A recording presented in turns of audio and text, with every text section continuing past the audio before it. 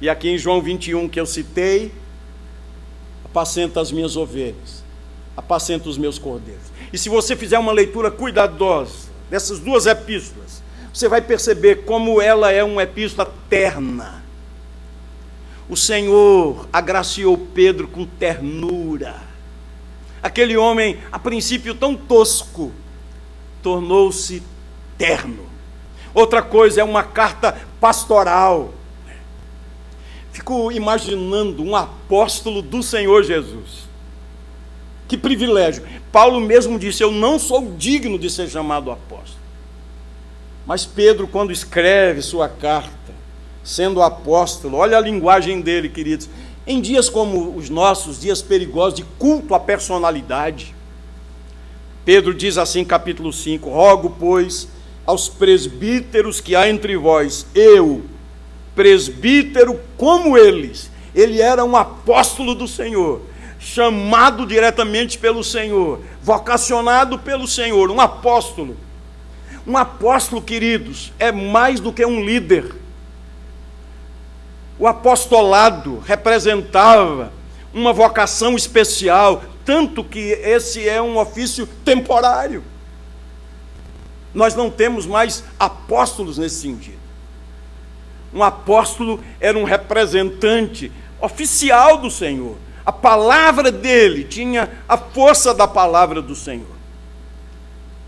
Eles falaram sob a inspiração do Espírito Santo de Deus. E é interessante, quando ele fala aos presbíteros, ele diz: eu, presbítero, como vós. Está dizendo aqui, vocês sabem o que é que está falando aqui? É o apóstolo. Não, eu, um presbítero, como vós, testemunha do sofrimento de Cristo, e ainda coparticipante da glória que há de ser revelada.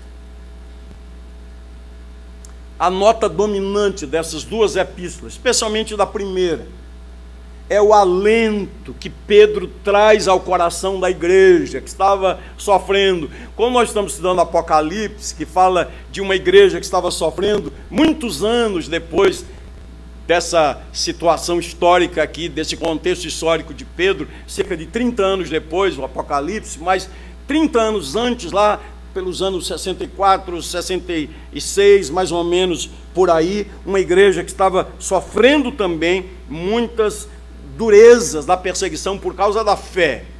E Pedro, o instrumento de Deus, escreveu essa carta para animar os fiéis, para que eles permanecessem firmes em meio ao sofrimento e progredissem rumo à santidade. Você sabe que na Bíblia o tema sofrimento é recorrente. E é tão importante, porque na verdade todos nós sofremos, das mais variadas formas. Obviamente que estou falando a pessoas aqui hoje à noite que estão no santuário, que estão nos acompanhando via internet, que estão sofrendo. Sofrimento faz parte da nossa caminhada aqui. Agora, queria fazer algumas observações sobre essa questão do sofrimento. O sofrimento pode trazer endurecimento do coração e decepção com a fé. Muitos, como a semente lançada entre os espinhos, lembram-se da parábola que Jesus contou do semeador? Parte da semente na beira do caminho, aquele caminho duro, pisoteado. A semente foi lançada, não penetrou a terra, as aves dos céus vieram e arrebataram. Jesus disse: aquele que ouve a palavra não entende, Satanás vem e arrebata. Mas houve parte da semente que caiu num terreno rochoso, mas não havia profundidade. E ela logo secou, morreu. Parte das sementes caíram entre os espinhos, e ela germinou, e ela começou a crescer, só que foi sufocada pelos espinhos. E Jesus, quando explica aos discípulos a parábola, ele fala de tribulações, de adversidade, de lutas por causa da fé. Muitos, no meio do sofrimento, sucumbem diante da dor. Outros se revoltam, como a mulher de Jó, que disse a ele: ainda conservas a tua integridade? Amaldiçoa a teu Deus e morre. Ela estava revoltada. Há outros que preferem a apostasia ao martírio, como Demas, por exemplo, que foi cooperador de Paulo, seu companheiro, e Paulo disse: Demas, tendo amado o presente século, me abandonou. Pedro, então, escreveu para encorajar esses queridos irmãos. Olhando aí para o texto, verso de número 13, por isso, ou portanto, o que ele faz aqui é uma aplicação do ensino anterior, que vimos aqui semana passada. Estão lembrados do que vimos semana passada? Eu nem vou perguntar. Tinha um pregador, eu ouvi essa história de um pregador, ele todo domingo chegava lá para a igreja. Foi que eu preguei domingo passado, ninguém se lembrava. Foi que eu preguei, ninguém se lembrava. Um dia a mulher dele perguntou: o que foi que você pregou? Nem ele lembrava. Então, queridos, eu não vou cair nesse erro, porque Laurete está ali na frente, se ela perguntar. Mas semana passada eu falei a respeito de fontes de consolo e encorajamento. É nesse sentido que Pedro escreveu. E nós vimos rapidamente 5 fontes de consolo e encorajamento. Ele falou sobre a identidade da igreja. Qual é a nossa identidade? Peregrinos, nós estamos dispersos, ele usa a palavra diáspora, e nós somos eleitos. Essa é a nossa identidade como povo de Deus. Nós somos peregrinos, nós não permaneceremos aqui, nós estamos de passagem. E eu lembrei aquele hino antigo que diz: só uma noite moro aqui, só uma noite moro aqui. Por isso Jesus disse que onde estiver o nosso tesouro, lá também estará o nosso coração. E Paulo, escrevendo aos Colossenses, disse: pensai nas coisas do alto, buscai as coisas do alto, não as que são daqui da terra. Pensai nas coisas do alto. Segunda fonte de louvor, segunda fonte de consolo, de encorajamento, é uma exclamação de louvor. Ele começa dizendo: bendito o Deus e Pai de nosso Senhor Jesus Cristo. Nós vimos aqui como o nosso Deus é maravilhoso. Que Deus maravilhoso nós temos, como somos felizes em tê-lo. Terceiro lugar, os benefícios das provas. Ele faz uma analogia com o ouro, que quanto mais sofre o efeito do calor, do fogo, ele é purificado. Assim ele se torna mais puro, um metal mais puro. Assim também a nossa fé, quando passa pela prova, ela é purificada, uma fé autêntica. Uma outra verdade maravilhosa, a certeza da comunhão com o Senhor. Pedro diz que nós somos guardados pelo poder de Deus. E nós vimos que absolutamente nada nos poderá separar do amor de Deus que está em Cristo Jesus. E por fim, falamos de um privilégio indizível. Pedro termina dizendo assim, que os profetas falaram no passado a respeito da vinda de Jesus. E era algo tão profundo, eles fizeram muitas perguntas, inclusive os próprios anjos anelaram para escrutar essas coisas. E essas coisas diziam respeito a nós, que estamos do outro lado da história. Eles estavam falando antes de Cristo, da sua vinda. Nós agora estamos do outro lado. Ele já veio. E todas aquelas promessas se aplicaram graciosamente por Deus à nossa vida, nós que estamos em Cristo Jesus. Então Pedro estava encorajando os irmãos. Está difícil, está duro, alguns de vocês estão presos, outros estão sendo torturados, vocês têm seus bens confiscados, vocês são considerados o lixo da sociedade, mas na verdade, quem vocês são verdadeiramente? Povo de Deus, igreja de Deus. Foi isso que vimos. Agora, depois de ter falado esse aspecto, ele faz então a aplicação dessas verdades. O nosso tema hoje à noite é um pouco longo, mas eu vou repeti-lo e a gente vai assimilando. As boas novas de salvação devem ter efeito não apenas nas emoções dos cristãos, mas também sobre os detalhes práticos da sua vida. E também sobre os seus relacionamentos, que é o que veremos na próxima mensagem, se Deus quiser, a partir do versículo 22 até o versículo 3º do capítulo 2. Então, vamos ver quais são os efeitos práticos na vida diária de um cristão, os efeitos da obra perfeita e completa do Senhor Jesus. Eu vou, para facilitar quem costuma anotar o esboço, né, eu vou falar em 3 pares de virtudes, em 3 pontos e 3 pares de virtudes. Em primeiro lugar, o efeito nos detalhes práticos da vida, uma mente disciplinada e o domínio próprio. É isso que ele diz aqui na primeira parte do verso 12, a parte A do verso 12. Olha do verso 13.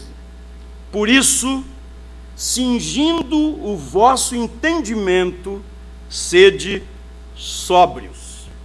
O que Pedro está utilizando aqui, queridos, é uma metáfora muito comum nos seus dias. Então, para os nossos dias, nós precisamos explicar. Mas quando ele usou essa expressão, as pessoas que leram, que ouviram, entenderam logo.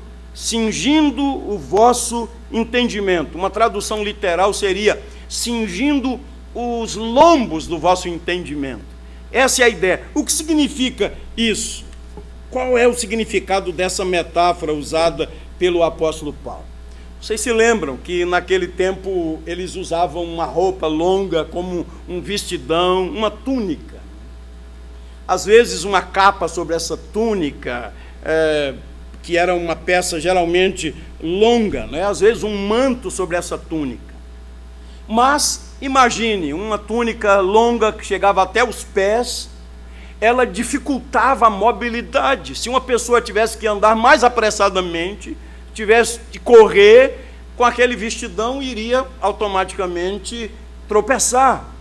Então, o que era utilizado? Um cinto.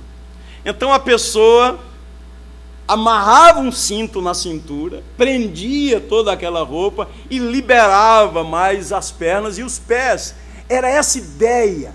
Ele está falando aqui exatamente sobre a mobilidade. Mas o que ele está dizendo é cingindo o vosso entendimento. A palavra que Pedro utiliza aqui, palavra grega, é uma palavra que se refere à mente. Então, o que significa cingir o entendimento? Seria tirar as conclusões apropriadas, pensar adequadamente, pensar acertadamente, ou seja, que a mente esteja pronta e preparada para que você coloque em prática aquilo que você ouviu. Esse pregador que perguntava à igreja, foi que eu preguei. Ele foi lá no sermonário dele, ele disse, olha, o meu tempo é preparar sermão, e o tempo da igreja é ouvir sermão. Então não acontece nada, porque a gente ouve, mas não assimila, não guarda, não pratica. Então o que é que Pedro está dizendo? Pense aqui no contexto, igreja perseguida. Você imagina na hora da dor, porque eu falei aqui semana passada, na hora do sofrimento sempre aparece aquele, às vezes é dentro da família, às vezes é um amigo, às vezes é um companheiro que diz assim, vale a pena servir a Deus?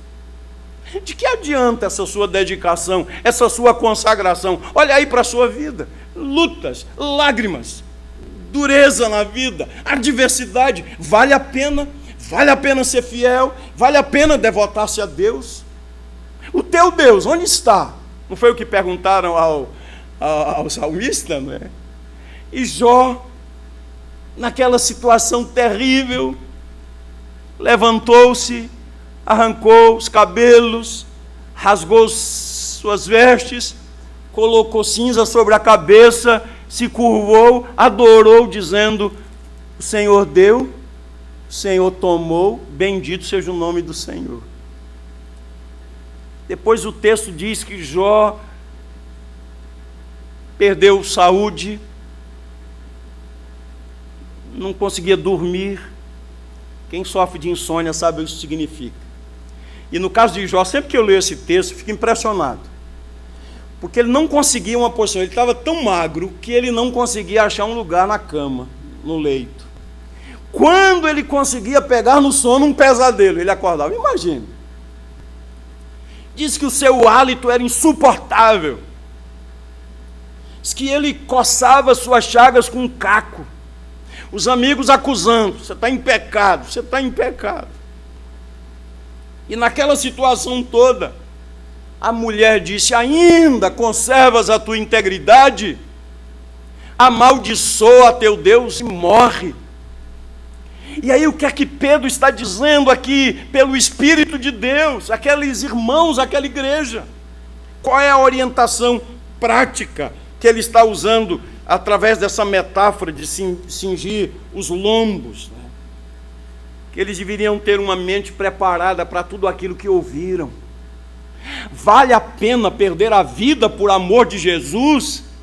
Sim, vale a pena. Era cingir o entendimento, era assim. Sim, Ele é Deus. Ele morreu, mas ressuscitou. Ele voltará. É isso que significa cingir o entendimento, apegar-se a essas verdades. Estão lembrados de uma das primeiras lições da escola dominical, naquela saudação? A tradução correta, né, como Leandro colocou. Em vez de bem-aventurados que leem, os que ouvem, os que guardam, bem-aventurados, 2 pontos. Aquele que lê, aqueles que ouvem e aqueles que guardam as palavras dessa profecia. Ele colocou essa imagem.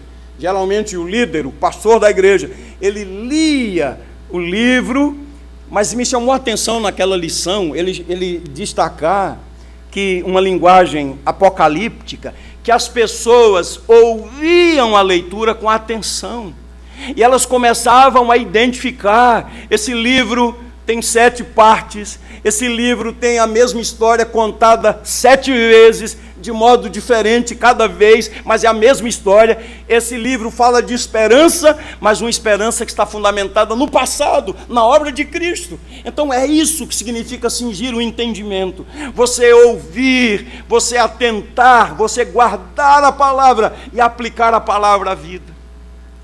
Eu tenho citado aqui muito Salmo 77, o salmista diz: minhas lágrimas têm sido meu alimento noite e dia. Ele começa a questionar, seu espírito começa a prescrutar: será que Deus na sua ira esqueceu a misericórdia, esqueceu-se da misericórdia? Será que suas promessas caducaram? Ele diz: não, isso é a minha aflição. Aí ele olha para a história, olha aí ele cingindo o entendimento, e ele diz: tu és o Deus que opera maravilhas. Que Deus é tão grande como o nosso Deus. Estão entendendo? É isso, cingir o entendimento, apropriar-se das verdades de Deus. O salmista, no belíssimo Salmo 119, ele diz: eu guardo no coração a tua palavra para não pecar contra ti. E aí, cingir o entendimento, ele diz: cingi o vosso entendimento e sede sóbrios. No texto original, essa palavra tem a ideia de autocontrole. Essa palavra descreve o domínio próprio. Uma pessoa sóbria, uma pessoa que tem domínio próprio, autocontrole, é uma pessoa de mente lúcida, porque ela não está embriagada por coisa alguma. Mas sabe qual é a ideia mais profunda dessa palavra? Significa ser constante, ser firme, ser perseverante, ser calmo, estável, controlado. Uma pessoa que tem guardado no coração a palavra de Deus, que se apropria dessa verdade, ela agora tem sobriedade. Vou dar 2 exemplos bíblicos. 2 Timóteo 4:5, escrita num contexto de perseguição. Paulo disse a Timóteo: tu, porém, sê sóbrio em todas as coisas. Faze o trabalho de um evangelista, cumpre cabalmente o teu ministério. E Paulo, na primeira carta aos Tessalonicenses, capítulo 5, versos 6 e 8, ele diz: assim, pois, não durmamos como os demais, pelo contrário, vigiemos e sejamos sóbrios. Nós, porém, que somos do dia, sejamos sóbrios, revestindo-nos da couraça da fé e do amor, e tomando como capacete a esperança da salvação. Ou seja, uma mente renovada pela palavra de Deus, uma mente que se apropria da palavra de Deus. Esse é o aspecto prático. Tudo que vocês ouviram, coloquem em prática. Guardem a palavra de Deus, meditem na palavra de Deus. Guardem a palavra de Deus no coração. mente disciplinada. É essa a primeira verdade. Segundo lugar, segundo par de virtudes e de práticas, paciência e esperança. Paciência e esperança. Olhe no versículo 13, a segunda parte. Esperai inteiramente na graça que vos está sendo trazida na revelação de Jesus Cristo. Como filhos da obediência, não vos amoldeis às paixões que tinhais anteriormente pela vossa ignorância. E a partir do verso 17, ora, se invocais como Pai, aquele que sem acepção de pessoas julga segundo as obras de cada um, portai-vos com temor durante o tempo da vossa peregrinação. Paciência e esperança. Pedro destaca aqui nessa carta, queridos, um grande sofrimento. Se você olhar cuidadosamente a carta, a palavra sofrimento aparece pelo menos 15 vezes na epístola. Ele usa 6 palavras diferentes no grego para sofrimento. O tema percorre toda a epístola. Por exemplo, olhando aí na sua Bíblia, capítulo 1, versículo 6, ele fala de múltiplas provações. Várias provações. Capítulo 1, verso 7. Para que, uma vez confirmado o valor de vossa fé, muito mais precioso do que ouro perecível mesmo, apurado por fogo, redunde em louvor, glória e honra na revelação de Jesus Cristo. Estavam submetidos a uma prova de fogo. Rapidamente, eles padeciam uma campanha de difamação. Os historiadores dizem que foi a época quando Nero incendiou Roma, parte de Roma, e os cristãos foram acusados.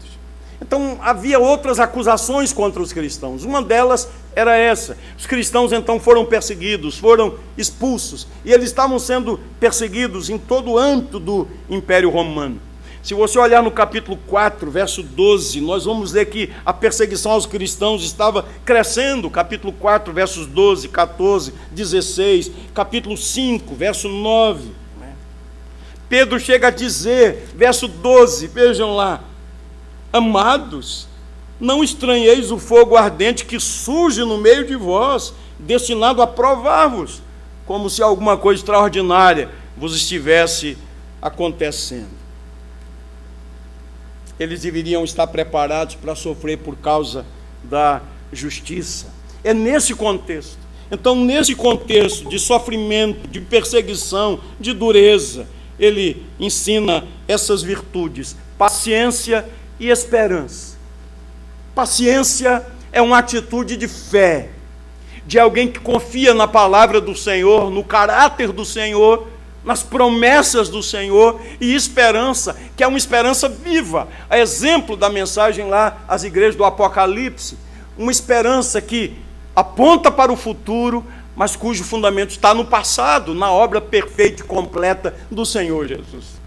Então isso se aplica a nós também, queridos, que muitas vezes padecemos injustiças, perseguições, adversidades, lutas. Às vezes o nosso coração enganoso diz: Deus se esqueceu de mim, Deus não olha para mim, Deus não atende minhas orações. Por quantos anos eu venho clamando, eu venho orando, Deus se esqueceu de mim. E qual é a palavra para o nosso coração? A palavra de Deus. Primeiro, cingir os lombos do nosso entendimento, nos apegar à palavra, meditarmos e refletirmos no caráter de Deus, sua fidelidade, sua palavra, suas promessas, sua verdade, seu plano, que na verdade ele reina poderosamente. Então sejamos sóbrios, sejamos firmes, tenhamos controle, tenhamos domínio próprio, sejamos firmes, tenhamos uma mente disciplinada, tenhamos paciência. Parece-me que é a coisa mais difícil ter paciência, não é? Uma vez um pregador disse: como esperar numa sociedade quando todos têm pressa? Você já notou quando a gente está cada vez mais apressado? o sinal nem abriu ainda, ele só deu aquela piscadinha de que vai abrir. Então, já está acelerando, né? E quando a gente é pedestre, que está passando na faixa, leva um susto mesmo, né? Porque as pessoas têm pressa. A gente tem pressa porque quer uma internet cada vez mais rápida, né? Lembram-se daquela internet de escada, né? Estão lembrados daquilo? Hoje, obviamente que se a gente for comparar a nossa realidade com o primeiro mundo, é uma vergonha, né, para nós, né? Mas a gente está até rapidinho, né? Mas a gente tem pressa, tudo é rápido, tudo é automático, né? E alguém disse, como esperar em Deus no mundo quando todos têm pressa? E o salmista disse, esperei com paciência no Senhor, e Ele se inclinou para mim. Olha o que está escrito em Tiago, eu gosto demais desse texto. Tiago, logo pertinho aí de Pedro, antes de Pedro, Tiago 5, de 7 a 11.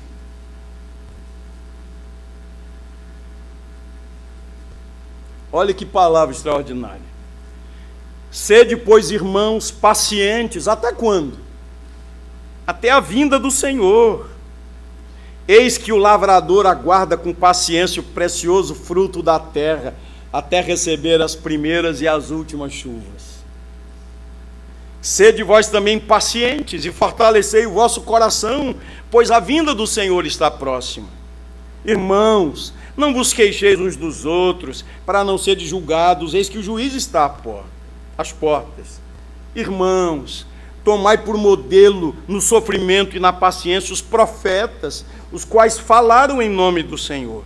Eis que temos por felizes os que perseveraram firmes. Tendes ouvido da paciência de Jó, e vistes que fim o Senhor lhe deu. Por quê? Porque o Senhor é cheio de terna misericórdia e compassivo. Esperar e ter paciência, por quê? Porque Deus é cheio de terna misericórdia e compassivo. Quando o nosso coração enganoso estiver murmurando, que a gente diga a esse coração enganoso, o nosso Deus, o meu Deus, o Deus a quem eu amo, Deus a quem eu sirvo, o Senhor é cheio de terna misericórdia e compassivo. Bendito seja o nome do Senhor. E Pedro estava dizendo àqueles irmãos, olha, queridos, nossa recompensa não está aqui, nossa pátria permanente não está aqui, nós aguardamos o Senhor que está no céu, e a palavra é, esperai inteiramente na graça que vos está sendo trazida na revelação de Jesus Cristo. Então vamos lá, antes de ir para o último ponto. As boas novas de salvação devem ter efeito não apenas nas emoções dos cristãos, mas também nos detalhes práticos da vida. Mente disciplinada e domínio próprio. Sobriedade, autocontrole. Uma mente fundamentada na palavra de Deus, se apega na palavra de Deus. Por isso nós precisamos ler a Bíblia, estudar a Bíblia, meditar, guardar a palavra no coração.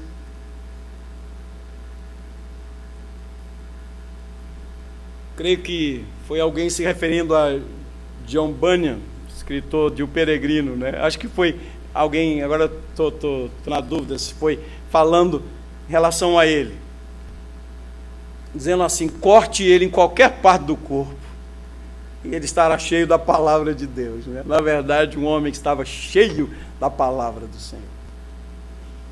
Mente disciplinada, domínio próprio. Segundo lugar, paciência, esperança. E em terceiro e último lugar, consagração e reverência. Consagração e reverência. A gente podia usar duas palavras distintas aqui no mesmo sentido de consagração e reverência. Santidade e o temor do Senhor. É sobre isso que ele fala aqui. Santidade. Essa semana eu estava lendo um texto, Joel Bick escreveu um artigo lá na editora Fiel. Sempre, se você fizer uma pesquisa lá na editora Fiel, você sempre vai ler coisa muito boa, de bom conteúdo, que vai lhe trazer edificação. E como eu estava estudando sobre santidade, eu fui ler Joel Bick. Ele diz que santidade na Bíblia aparece cerca de 900 vezes nas Escrituras. Santidade, 900 vezes. Ele diz também que essa é uma palavra negligenciada e é uma palavra carregada de preconceito. E aí, alguns exemplos práticos aqui. Por exemplo, quando a gente quer criticar uma pessoa que está agindo corretamente, a gente já usou essa expressão, não foi? Só quer ser o santinho, né? Já disse isso. Quando alguém quer fazer o correto, né? Só quer ser o santinho. Ou então, quando a gente quer justificar um erro nosso, um deslize nosso, eu não sou santo, né? Não é verdade? A gente não quer justificar assim. Também eu não sou santo. Ou então, quando alguém quer se vangloriar, diz assim, eu sou mais santo do que você. A igreja de Corinto colocava alguns dons espirituais como sendo de primeira classe. Se você não tivesse esses dons, você era lá da segunda divisão. E o apóstolo Paulo, pelo Espírito de Deus, instruiu aqueles irmãos. Eu achei muito interessante o que Joel Bick disse. Todos nós sabemos do conceito de santidade. O conceito básico é o quê? O que é santo? Aquilo que foi separado para Deus. Aquilo que foi consagrado para o Senhor. Tirado do mundo e consagrado para o Senhor. Isso é santo. Então, santidade, queridos, não é, e para alguém que está chegando na igreja agora, um novo convertido, ou uma pessoa que está sendo despertada pelo Espírito de Deus, quando você chega na igreja, santidade não é uma lista que você vai receber, o que pode e o que não pode, o que deve e o que não é nada disso. Santidade, Joel Bick disse, é um estilo de vida. Santidade é um estilo de vida, não é uma lista de fazer e não fazer, é um estilo de vida. Que às vezes há pessoas que não fazem determinadas coisas, mas têm uma língua enorme, e isso não é santidade.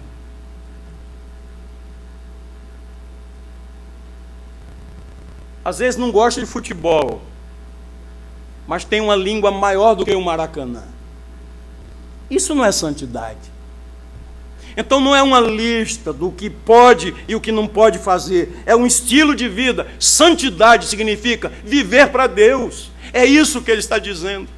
Então, naquele contexto de perseguição, de dureza, servos de Deus sendo humilhados, pessoas pressionando, porque a gente, queridos, que vive nesse contexto de liberdade de culto, a gente sofre um outro tipo de perseguição, uma perseguição ideológica, tal, mas sofrer no corpo, sofrer no físico, sabe o que significa seu filho ser torturado na sua frente e você permanecer firme por amor de Jesus?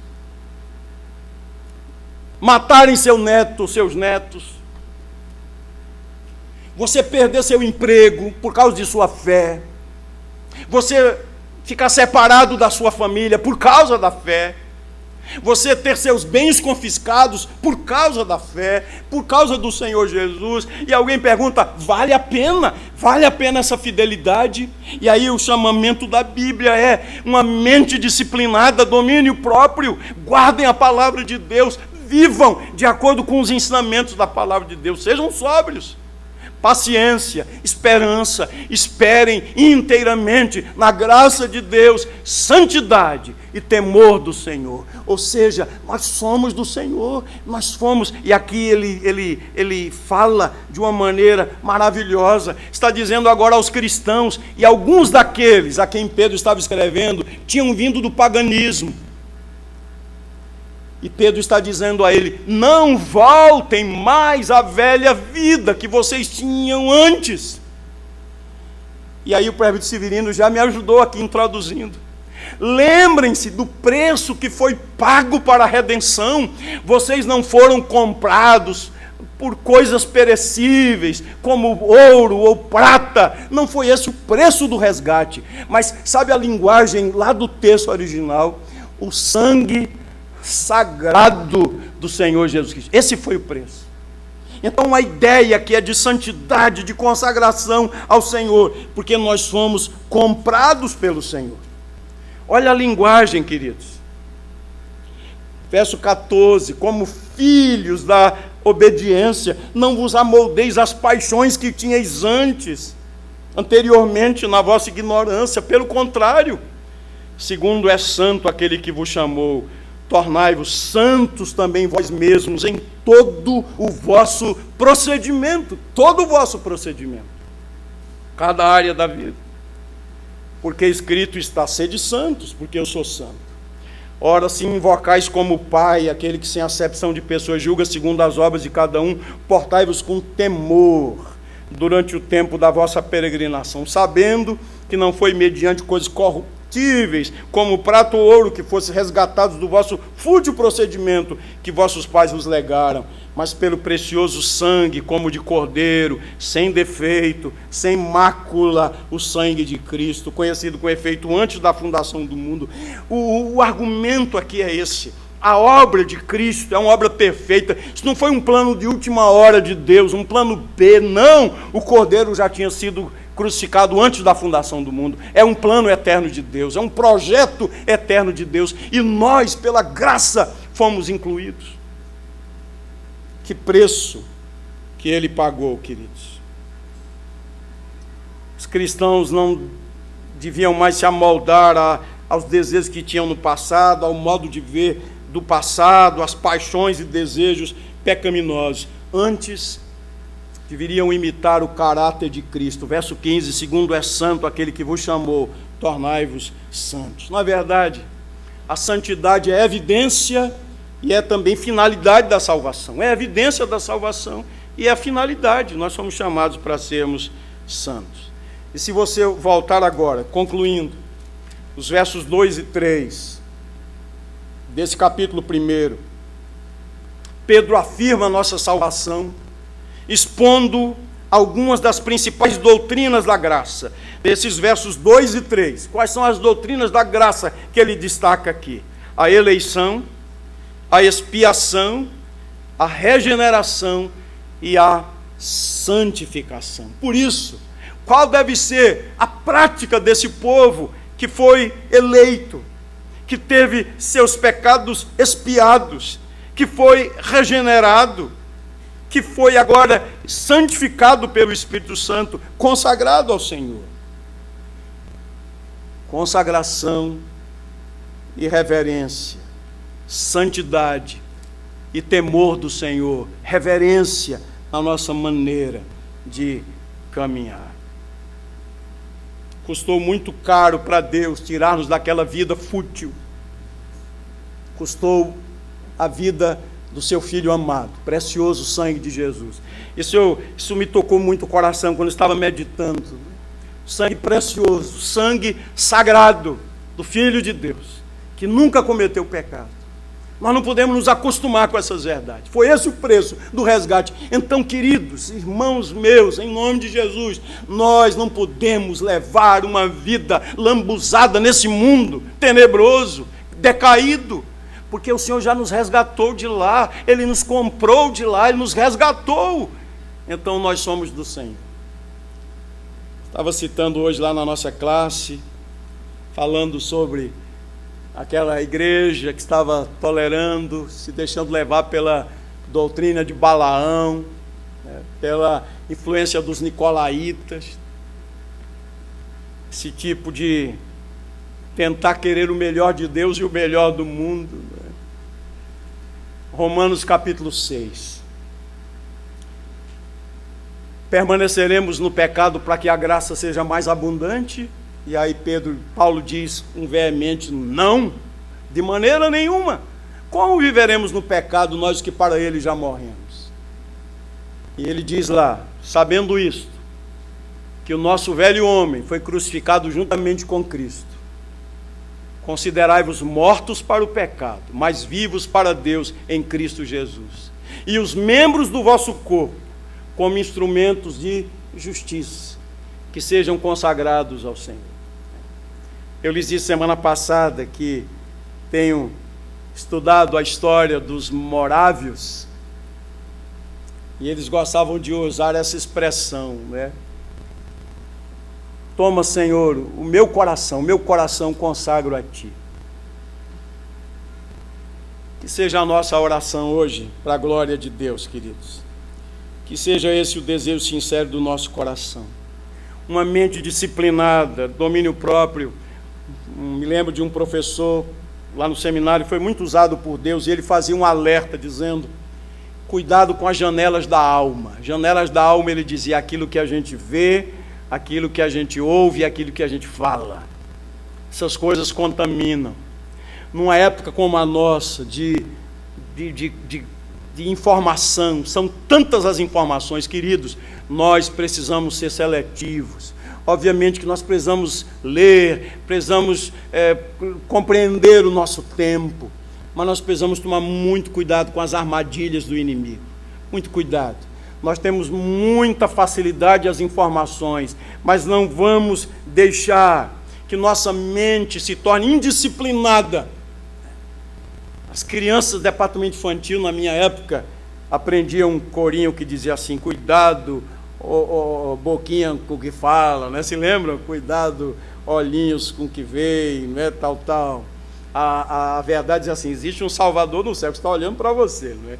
Isso é verdade. Mas hoje eu queria aplicar isso, porque essas coisas nos contaminam. Então, uma mente disciplinada, para que a gente se deixe dirigir pela palavra de Deus. Paciência e esperança. Estejam prontos para receber o dom que está para chegar com a vinda de Jesus. Um dos problemas nossos, falei aqui semana passada, é que nós planejamos toda a nossa vida como se a eternidade fosse aqui. O nosso investimento é para o aqui. E na verdade, querido, você sabe bem que a Bíblia diz: tudo que nós ajuntarmos aqui ficará aqui, né? Nem ficará pedra sobre pedra. Então, isso não é uma palavra contra quem estuda, quem trabalha, quem ganha dinheiro licitamente. Se você ganha dinheiro, muito dinheiro, Deus lhe abençoe, só não coloque lá o seu coração. Não tem nada de errado, o dinheiro é amoral. O problema é o amor ao dinheiro, esse que é o problema. Mas que esse não seja o nosso tesouro, que o nosso tesouro seja o Senhor. Essa é a questão, essa é a luta nossa, né? Porque como nós nos apegamos às coisas daqui, queridos. Por isso, o reino de Deus geralmente vem a reboque. Quando a gente tem um relatório do trabalho para fazer, quando a gente tem um livro técnico para ler, quando a gente tem uma dissertação para fazer, um trabalho para fazer, e a gente até teve tempo, mas deixou para depois, quais são as coisas que a gente renuncia? É o culto, é a Bíblia, é a oração, estou cheio de coisas, né? E aí um servo de Deus disse com muita propriedade e simplicidade: se você tem tanta coisa para fazer, e essa tanta coisa tem lhe impedido de servir a Deus, saiba que você tem em mãos mais do que Deus determinou que você tivesse. O princípio continua: buscar em primeiro lugar o reino de Deus. Que Ele nos abençoe, que Ele graciosamente aplique Sua palavra ao nosso coração. Amém. Vamos cantar de pé o hino que nós invertemos a ordem. Agora 147, Vencendo Vem Jesus. Depois permaneçam em pé para a oração. Nós vamos receber um casal que